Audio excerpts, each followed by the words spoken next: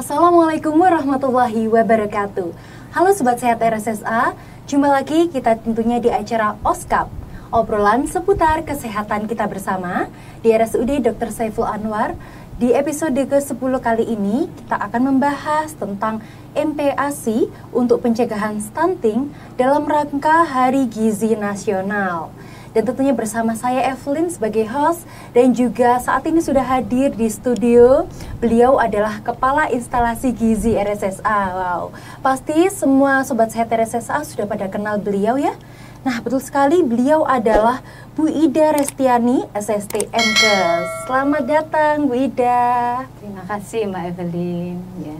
Gimana Bu kabarnya hari ini, sehat? Alhamdulillah sehat. Alhamdulillah sehat ya Bu ya. Hari ini kita akan membahas kepada Sobat Sehat RSSA semuanya terkait MPASI itu sebetulnya apa sih Bu gitu ya. Terus lalu untuk MPASI ini mencegah stunting dan pengaruhnya apa saja gitu mungkin ya Bu ya. Nah, ngomong-ngomong terkait Hari Gizi Nasional untuk tahun ini 2024, sebetulnya Indonesia sedang memperingati Hari Gizi yang keberapa sih Bu, dan temanya mungkin ya yang disebutkan dulu. Tahun ini kita memperingati Hari Gizi yang ke-64 ya. Jadi temanya adalah MPASI kayak protein hewani cegah stunting. Itu Mbak Evelyn. Cegah stunting. Itu headline-nya pada hari ini gitu ya Bu ya. Nah, perlu kita ketahui bersama Sobat Sehat RSSA, berdasarkan status gizi Indonesia pada tahun 2021, itu ada 5 juta anak Indonesia yang memang mengalami stunting gitu ya Bu ya. Dan ini tentu menjadi perhatian khusus kita bersama untuk menaikkan derajat kesehatan kita bersama untuk mencapai program dari Kemenkes yaitu Indonesia Emas pada tahun 2045 gitu. Nah, sebetulnya Bu, tentang stunting ini sendiri, pokok permasalahannya generasi kita bisa mengalami stunting, bahkan sampai hari ini pun masih banyak anak-anak Indonesia yang stunting ya Bu ya. Iya. Nah, itu sebetulnya mulainya dari mana sih Bu gitu? Iya. Oke, sebentar sebelum masuk ke situ Mbak Evelyn ya. Jadi stunting itu adalah kondisi gagal tumbuh yang umumnya terjadi pada anak balita. Terutama ini pada kekurangan gizi kronis pada 1000 hari pertama kehidupan, di mana biasanya dari panjang atau tinggi badannya itu kurang dari standar. Atau ada juga dari definisi WHO itu mengatakan bahwa stunting itu pendek atau sangat pendek. Dilihat dari ukuran ini, panjang badan atau tinggi badannya dibandingkan dengan usia. Di situ biasanya di bawah min 2 standar deviasi. Berdasarkan dari kurva pertumbuhan WHO gitu Mbak Evelyn. Oke, pengertian stuntingnya sendiri seperti itu ya Bu Ida ya. Untuk pokok permasalahannya? Ya, jadi kalau kita bicara tentang stunting itu sebenarnya tidak hanya sekarang anak ini stunting harus kita atasi, tidak. Pokok permasalahannya itu bermula dari ini remaja. Nah, Mbak Evelyn ini kan remaja ya, walaupun menuju dewasa ya, menuju dewasa. Ini salah satu targetnya ya, karena dari angka di sini ada sekitar 68,6% remaja putri itu tidak mengkonsumsi tablet tambah darah. Padahal, nah remaja putri ini kan sebagai calon ibu ya tentunya. Nah di sini harus disiapkan dari awal seperti itu supaya nanti bisa menghasilkan generasi emas atau ya tidak stunting. Kemudian yang kedua, ini hanya sekitar 57% ibu hamil itu yang periksa ya, jadi cakupannya masih rendah. Padahal harusnya untuk mencegah stunting itu ibu hamil itu harus periksa ke fasilitas pelayanan kesehatan ya, paling enggak 6 kali lah dalam pemeriksaan selama kehamilan. Kemudian ada juga lah ini peran ini ya sebetulnya posyandu. Mungkin akhir-akhir ini peran posyandu kurang ya. Ini dari angka hanya sekitar 15,3% posyandu ini aktif. Padahal di posyandu itu kan kita ketahui ya, di situ bisa menjadi tempat aktivitas terutama untuk memantau tumbuh kembang anak balita, ibu hamil, bahkan lansia bisa untuk pemeriksaan awal kesehatan bisa datang di posyandu. Kemudian tidak kalah pentingnya juga ini ya, ada kader-kader yang kurang ya, ada sekitar 1,5 relawan kader ini masih kurang untuk pengetahuannya. Jadi harusnya mereka dilatih supaya nanti dalam melaksanakan posyandu itu dia punya bekal ilmu yang cukup. Nah, ini harapannya juga bisa mencegah stunting di kemudian hari. Oke. Dari pokok permasalahan tadi ada 5 ya Bu ya. Kita bedah satu-satu mungkin Bu ya. Nah, dari yang pertama terkait remaja putri yang kurang akan mengkonsumsi tablet tambah darah. Itu mungkin banyak sekali ya Bu ya, remaja putri yang SMP, SMA gitu yang males lah. Karena mungkin dari segi rasanya juga kok aneh ya, rasanya kayak baunya itu juga aneh gitu ya. Nah, itu sebetulnya kita mulai konsumsi itu pada saat mens saja atau bagaimana Bu? Oh ya, yang pertama ya tadi saya katakan bahwa banyak remaja putri ya tidak mengkonsumsi pil. Sebetulnya itu dimulai sebenarnya kalau sudah menstruasi biasanya kan ya itu penyebab salah satu anemia ya. Jadi supaya remaja putri tidak anemia itu sebenarnya hanya minum pil itu 1 tablet seminggu sekali. Itu aja ya. Jadi sebetulnya nggak harus banyak seperti ibu hamil, tapi cukup 1 pil tambah darah selama 1 minggu 1 kali. Itu harapannya, yaitu tadi dia tidak sampai terjadi anemia gitu ya. Membentuk gizinya dulu baik untuk mempersiapkan ke anaknya kelak. Betul, gitu ya Bu ya. kan calon ibu ya, jadi kondisi ibunya disiapkan dulu. Pabriknya harus betul dulu supaya produknya bagus. Nah iya, jadi nggak tiba-tiba anaknya lahir, ya itu tadi rumahnya harus disiapkan dulu. Betul. Nah, untuk yang kedua tadi ngomong-ngomong terkait ini ya Bu ya, periksa kehamilan minimal 6 kali selama proses kehamilan itu 9 bulan.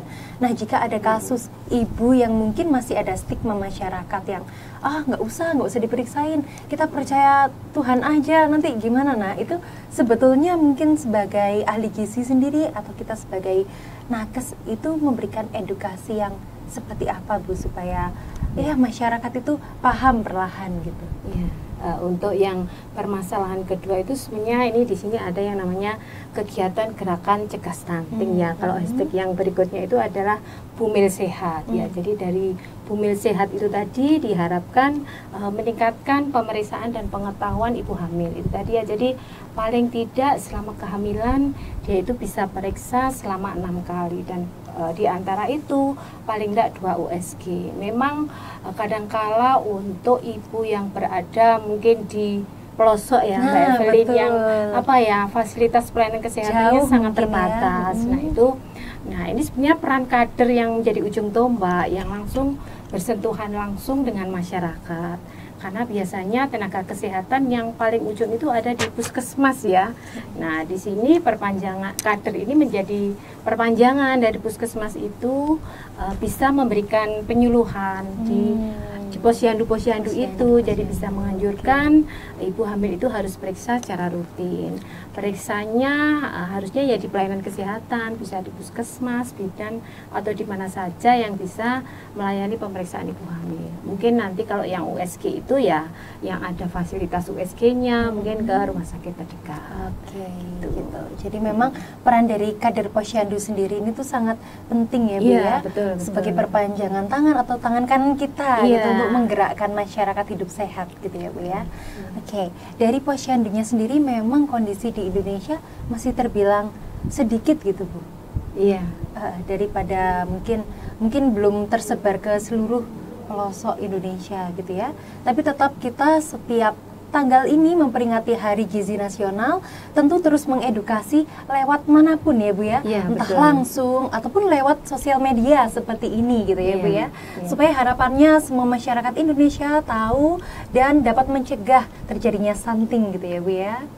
Baik, selanjutnya dari stunting tadi Bu ngomong-ngomong, nah itu bisa dilihat kita punya bayi gitu ya, itu biasanya dilihat ini stunting, ini masih normal, itu dari usia berapa Bu? Itu dari bayi lahir mungkin? Ya memang untuk mendeteksi stunting istilahnya dia tadi dari definisi kan stunting itu kalau dilihat biasanya kalau lahir mungkin baru lahir belum kelihatan. Jadi kita ada namanya salah satu antropometri adalah panjang atau tinggi badan. Nah itu kita lihat, kita ukur, kemudian dilihat dari usia. Di situ ada kurva ya, kurva pertumbuhan berdasarkan WHO. Jadi kalau misalkan usia 6 bulan itu harusnya panjang badannya berapa. Nah dari situ kalau dia rendah atau di bawah -2 SJ itu tadi ya, standar deviasi, itu biasanya stunting. Kalau secara fisik nanti sudah mulai perkembangan, sudah mulai setahun tuh akan kelihatan dia pendek dibanding teman-temannya. Tapi itu yang kelihatan fisik. Nah, ini ada yang tidak kelihatan yang justru sangat penting dan sangat berefek, yaitu perkembangan otaknya. Jadi anak yang stunting memang secara fisik dia kelihatan pendek, tapi sebetulnya ada hal yang lebih penting tadi adalah pertumbuhan otaknya tidak maksimal. Nah, itu nanti pasti akan berpengaruh pada kecerdasannya. Padahal kan tadi Mbak Evelyn bilang target kita 2045 generasi emas ya. Betul, program yang kita lahir sekarang ya. kira-kira 2045 sudah usia 21. Nah, itu benar-benar generasi yang menjadi harapan bangsa ya. Jadi kalau dia stunting kelihatannya hanya pendek saja, tapi kalau sampai otaknya mengalami pertumbuhan yang tidak optimal, biasanya kecerdasannya terganggu atau bahkan ada yang sampai parah itu retardasi mental. Jadi dia tidak bisa berpikir atau mungkin tidak seperti pertumbuhan atau perkembangan anak-anak seusianya. Itu yang lebih berbahaya ya. Jadi tidak hanya kelihatan pendek di antara yang lainnya, tapi otaknya tidak bisa berkembang secara optimal. Jadi memang sepenting itu status gizi ya Bu ya. Jadi tidak hanya dari segi fisik yang terlihat, mungkin nanti kalau sudah sekolah, usia sekolah, terlihat perkembangannya bisa lebih lambat daripada teman-teman sebayanya. Mungkin gitu ya. Temannya tinggi, dia pendek. Ternyata sampai pengaruh ke otak juga gitu ya, Sobat Sehat RSSA. Nah, dari indikator stunting itu tadi, berarti selain dari tinggi badan, selain dari otak, tentu bisa dicegah dengan makanan-makanan yang bermutu, berkualitas. Nah, bisa disebut juga dengan MPASI mungkin ya Bu ya. Nah, MPASI ini mungkin ibu-ibu muda juga, makanan pendamping ASI, tapi belum paham mungkin apa aja sih jenis-jenisnya makanan pendamping ASI dan mulai usia berapa kita sebagai ibu-ibu muda itu memberikan MPASI kepada anak kita gitu. Iya, itu ya Mbak. Jadi sebenarnya stunting itu tadi kan kalau dia sudah lahir kan tadi saya bilang 1000 hari pertama kehidupan ya.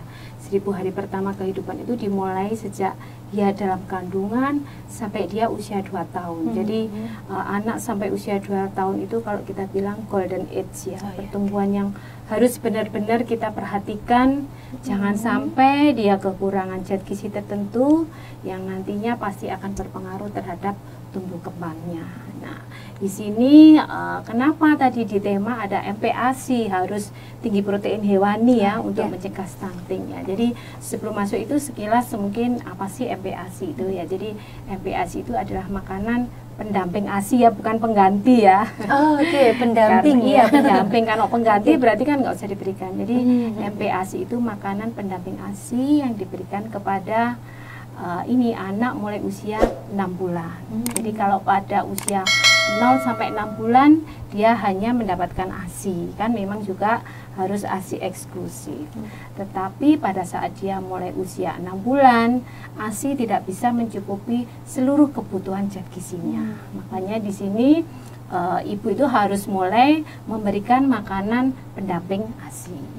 Nah, makanan pendamping ASI yang bagaimana Mbak Evelyn? Jadi makanan pendamping ASI ini kandungan zat gizinya harus seimbang. Tadi kan utamanya kalau mencegah stunting kan protein ya. Jadi jangan hanya diberikan sumber karbohidrat, tapi dia juga harus mengandung protein. Tentunya dalam pemberian MPASI ini harus bertahap sesuai usia, kemudian bentuk makanannya juga ya. Jadi saat dia pertama kali makan nggak boleh langsung nasi rawon gitu ya. Nah, itu ada giginya.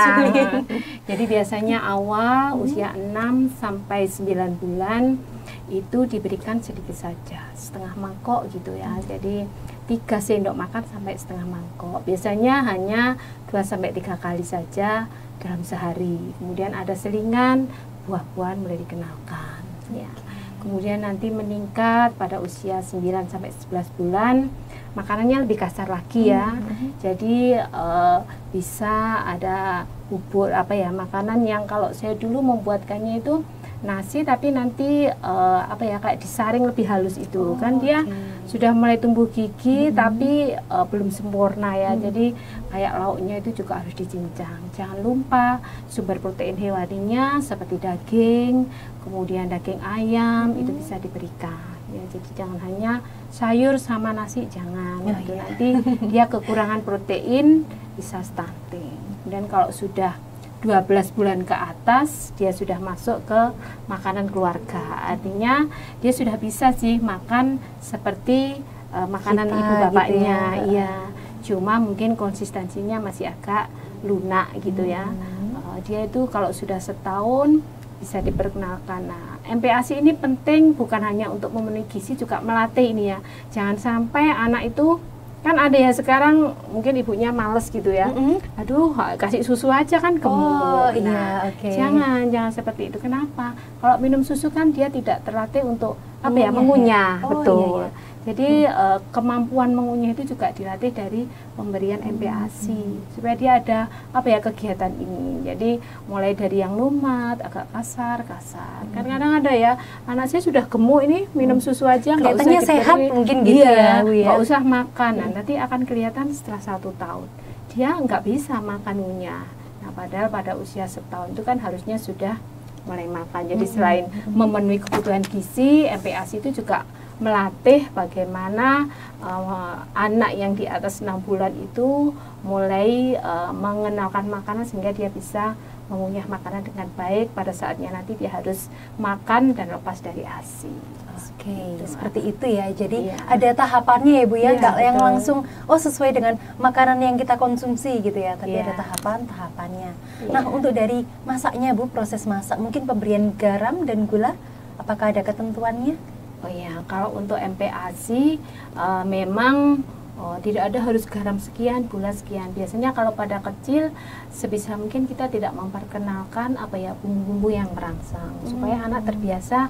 Mungkin garam sedikit nggak apa-apa, tapi kalau gula biasanya enggak. Jadi ini juga kita melatih anak ya. Kalau anak sudah terbiasa makanan yang apa ya asin seperti makanan itu, dia nanti kalau diberi makanan yang agak hambar itu tidak mau.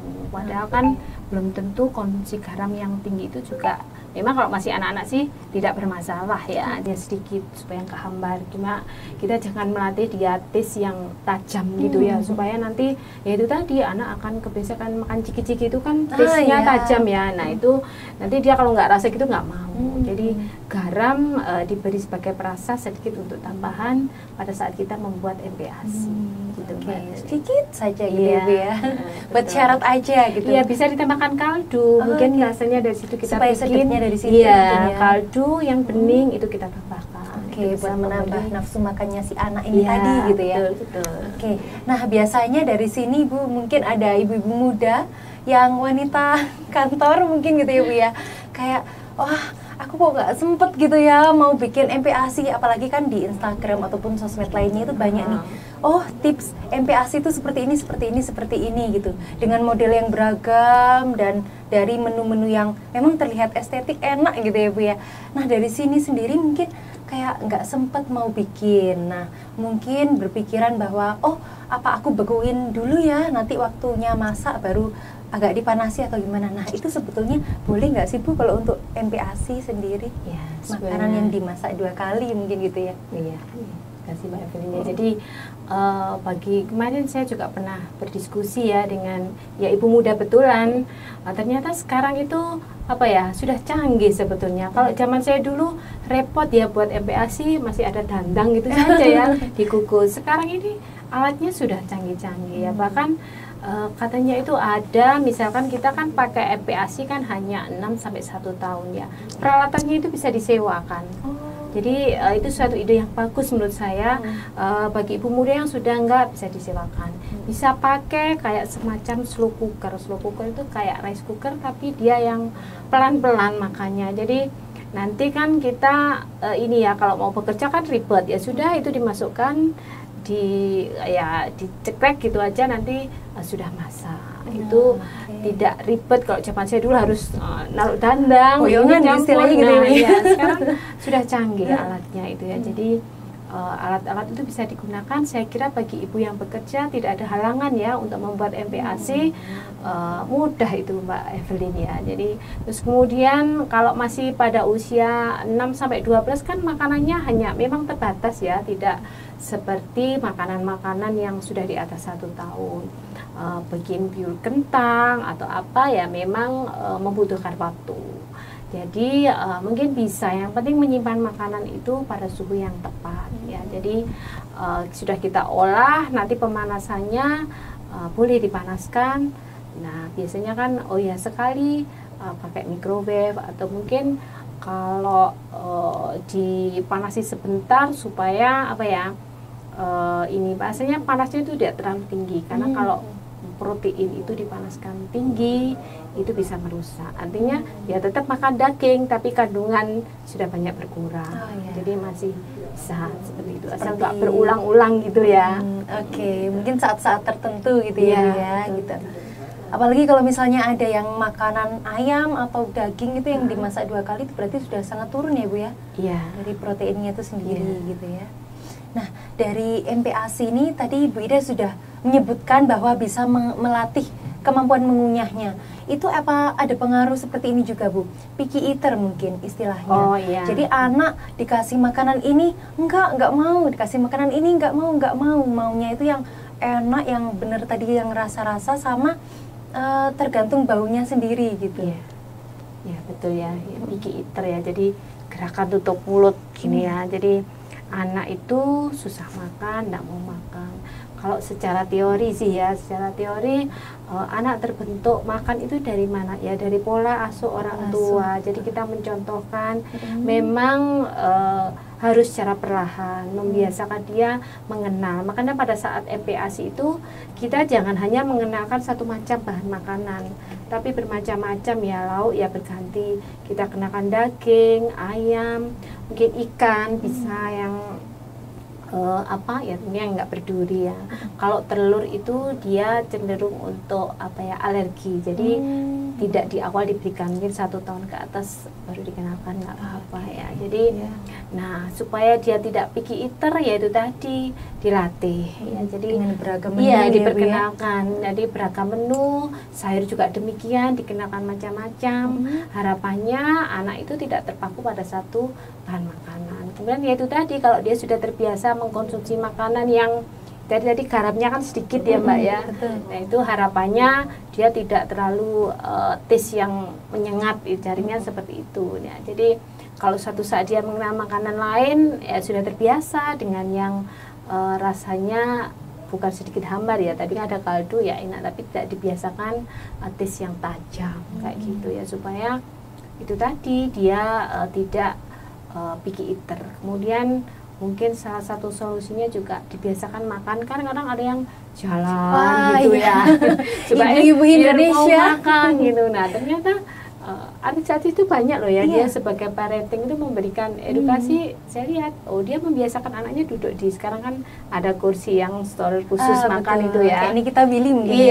Nah itu dia ternyata, makanya anak itu sebenarnya kan tergantung bagaimana pola asuh kita, bagaimana kita memperlakukan anak. Walaupun ada juga sih mungkin dari sekian ada satu yang nggak sesuai teori ya, harusnya secara teori dia manut, tapi harapannya dari kebiasaan pola asuh, kalau dia makan dibiasakan makan tuh insya Allah nanti tidak harus makan jalan-jalan kemana. Nah, itu harapannya yaitu tadi tidak picky eater. Kemudian kalau supaya dia mau makan, jangan memberikan makanan, misalkan dia waktunya makan nasi, kemudian dikasih kue yang manis sudah mengenyangkan, atau dia sudah minum susu lah, itu nanti kan jadinya dia malas makan atau ya sudah kenyang. Jadi harus dituntaskan satu makanan dulu. Jaraknya diperhatikan. Nanti kalau sudah waktunya makan ya jangan diberi makanan yang istilahnya mengenyangkan gitu Mbak.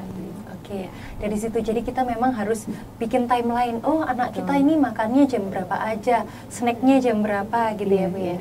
Nah kalau ada kasus yang memang anak ini tidak mau makan karena sakit gitu, mungkin usianya kurang dari 2 tahun tapi maunya ASI aja. Nah itu sebetulnya kita sebagai ibu muda kan bingung ya Bu ya, harusnya ngapain. Nah itu seperti apa Bu solusinya mungkin? Ya memang kadang anak kalau sakit itu selain rewel, dia rewel ya, makan dia nggak mau makan, mungkin pengen dekat ibunya. Kalau demam itu biasanya gitu ya. Jadi memang ASI, kalau dia masih diberikan ASI, iya memang makanan tidak bisa mungkin mensupport seperti biasanya yang banyak makan ya, tapi tetap diusahakan harus makan, jangan hanya ASI. Karena sebenarnya ini pada usia 6 bulan ke atas produksi ASI itu sudah tidak maksimal lagi. Kalau hanya diberi ASI, dia itu mungkin ini tidak mencukupi. Pada usia 6 bulan kalau hanya diberi ASI, padahal dia kebutuhannya kekurangan 200 kilokalori. Di atas setahun itu sudah kurang 550 kilokalori. Nah, kalau hanya ASI berarti kan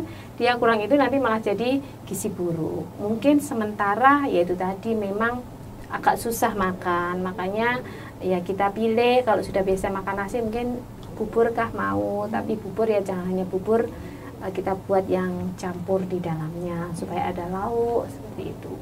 Gitu ya. Jadi memang itu tadi tips-tips MPASI bagi ibu muda. Dan selain itu nggak hanya kita perhatikan anak-anak kita, makanan kita, tapi kita sebagai remaja mempersiapkan kehamilan yang tentunya harus sehat gitu ya Bu ya, dengan cara konsumsi tablet tambah darah itu tadi ya. Oke, mungkin ada lagi Bu Ida yang mau disampaikan kepada Sobat Sehat RSSA semuanya dalam rangka memperingati Hari Gizi ini? Oh iya. Ini Mbak Evelyn ya, jadi ada pesan ABCDE untuk bebas stunting ya. Jadi kita kenal gimana sih mencegah stunting, ABCDE ya. Jadi A itu apa ya? Jadi aktif minum tablet tambah darah tadi ya. Jadi yang pertama siapa saja sih? Pertama remaja putri itu tadi ya, paling enggak 1 tablet dalam seminggu atau seminggu sekali. Kemudian juga ibu hamil. Nah, ibu hamil ini kan jangan sampai dia anemia. Itu ada target paling enggak 90 tablet selama kehamilan ya. Karena kalau ibu hamil anemia sangat buruk nanti pengaruhnya terhadap anak. Itu yang A ya. Kemudian yang B itu apa? Bumil. Bumil yang apa? Nah, tadi kan disinggung bumil yang teratur periksa kehamilannya. Ya, jadi B-nya ibu hamil itu harus periksa kehamilannya supaya untuk mencegah stunting. Tadi kan sudah dibahas minimal 6 kali ya. Kemudian C ini cukup mengkonsumsi protein hewani. Tadi kan salah satu sumbernya kan harus kaya akan protein hewani. Ya, jadi C-nya konsumsi protein hewani terutama pada bayi ini ditambahkan pada saat dia mulai menerima MPASI. Ya. Kemudian yang D apa? D itu datang ke posyandu ya. Jadi kan tidak semua orang bisa langsung datang ke rumah sakit yang besar. Kalau kita di suatu daerah yang paling dekat itu adalah posyandu. Posyandu itu pasti akan diadakan di sekitar pemukiman warga.